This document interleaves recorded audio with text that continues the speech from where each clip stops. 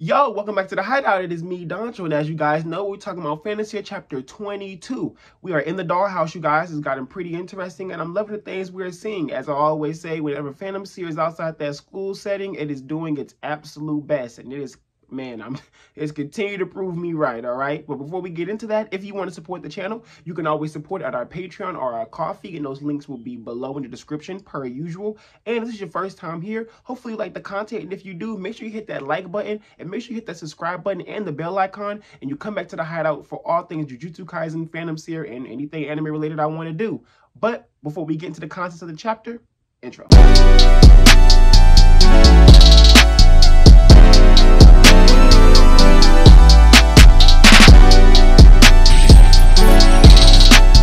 Alright, so as I said, we are talking about Phantom Seer Chapter 22, and the dollhouse is being pretty interesting from here on out, and it's just as creepy as I thought it was going to be, okay? I figured that it was going to be this weird, like, you know, horror movie type of deal, and it was going to be, you know, the dolls are going to be like extra creepy on some Annabelle shit, and that's pretty much what the hell is going on, right? There's some Annabelle shit going on with these dolls. So, to be honest, this chapter didn't do a lot in terms of giving us insight on who the puppet master is.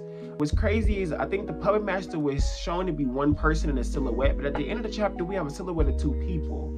So I'm confused. I'm not confused, but I'm wondering if they think the puppet master is one person and the puppet master is actually two people doing what they're doing. And then we got that dialogue throughout the chapter talking about how the house was a Western modeled manor, right, mansion, and that there was a mother and a father who was there, then they died, and they had a daughter, and the daughter was being taken care of by the relatives who were also taking care of the home. So I'm wondering if those relatives and the daughter are connected to everything going on, or if the mother and the father are connected to everything going on and they aren't really dead, or they're dead and like maybe they're phantoms now or something of that nature. I'm not quite sure what is actually going on with that yet, and I can't really piece together any grand theories on it, and I feel like that's a good thing. I feel like right now we got a whole bunch of breadcrumbs, and I have no idea how exactly the dollhouse works yet, and I think that's a good thing. As I said in my last review, that I want this dollhouse thing to be at least like maybe 4 or 5 chapters of us really like trying to learn about the puppet master and learn about their motives, learn about what caused them to start doing what they're doing, and learn about their powers,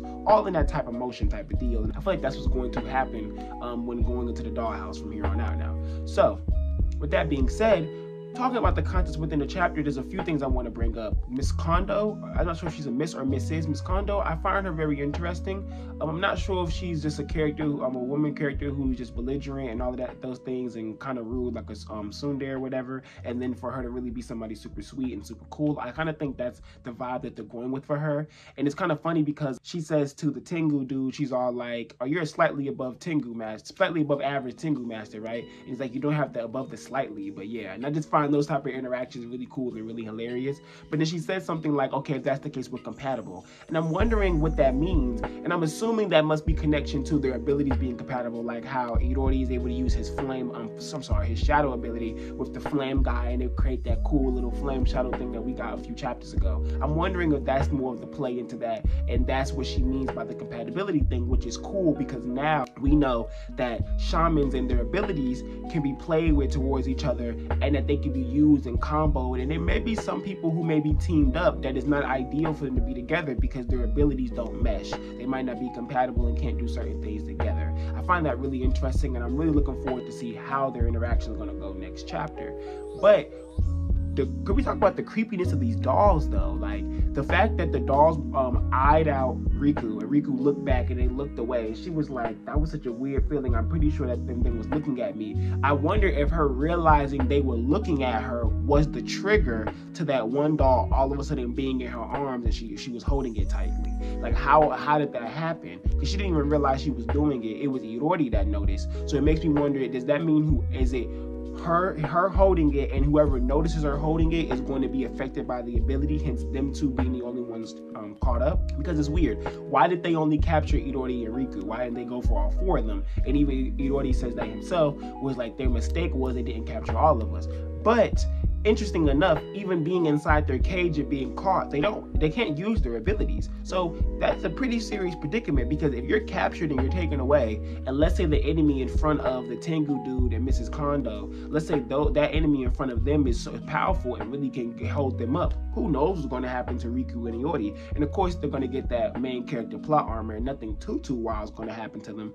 But that's just a testament to show how powerful the dollhouse is and how powerful the puppet master is. And it seems like this entire vicinity, like I said before, is their domain.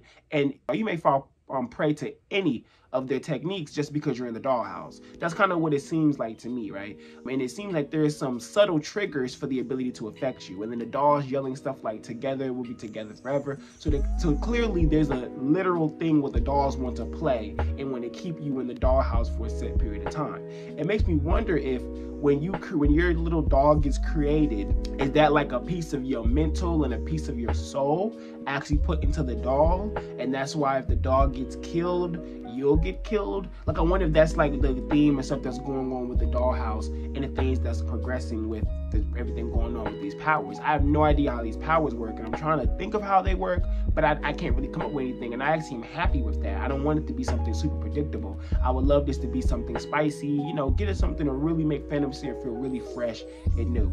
So yeah, aside from that, I don't think this chapter had a lot of meat to it in terms of getting us into what's going on with this dollhouse. I feel like all of the subtle information talking about the mansion and us talking, we're getting information that it's private property, and them talking about the mansion being repurposed for the tourism, for the dolls to be made, and them saying like the puppet master may know your face, Iori, but the puppet master seems to know all of their faces. They know all of them. Like, that whole faction seems to know all of them. They know who all of these people who are arriving are. There's nothing hidden by them.